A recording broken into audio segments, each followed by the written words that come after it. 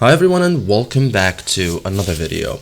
So many Notebook LM users eventually encounter a word count limit error when importing a large document. So the source may fail to upload, stop processing, imports only parts of the content, or display an error indicating that the document exceeds Notebook LM's limit. So fortunately, this doesn't mean your project is unusable.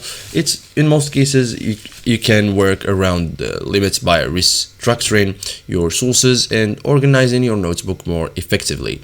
So in this guide, I will show you step by step how to fix the word count limit in Notebook LM in 2026, simple and effective. So first thing, confirm the document exceeds the limit. So first determine whether the file is actually too large, like common warning signs: source import failed, processing never completes, partial content appears missing, Notebook LM reports a size or word count issue.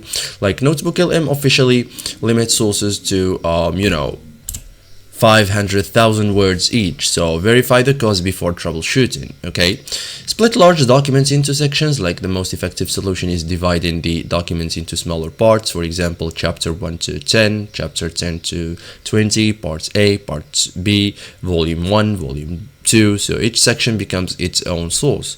So smaller sources process more reliably. Okay, so upload multiple sources instead of one giant source. Like Notebook LM is designed to work with multiple sources, okay, at the same time. So rather than uploading one 700,000 word documents, use several 100,000 word documents. So Notebook LM can still analyze connections across sources inside the same notebook. Okay, so thank you guys for watching this video and see you in the next tutorial.